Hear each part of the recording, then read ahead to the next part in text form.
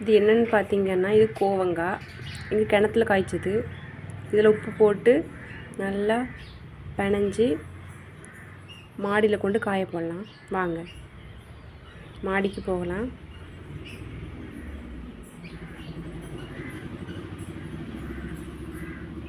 இது என்னோட குட்டி பாப்பா முனிஷா. மாடிக்கு போகலாம் வாங்க.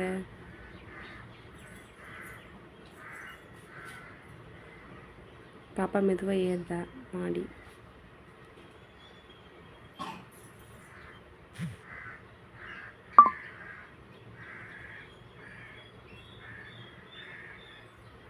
இங்கே தான் நம்ம கோவங்காவை காய போட போகிறோம். கோவங்காய் வத்தல்.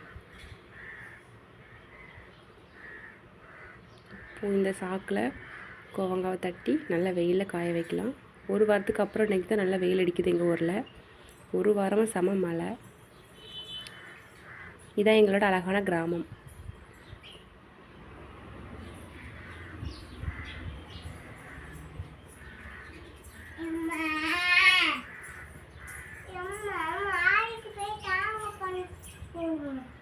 எப்படி இருக்குது? பிடிச்சா லைக் பண்ணுங்கள்.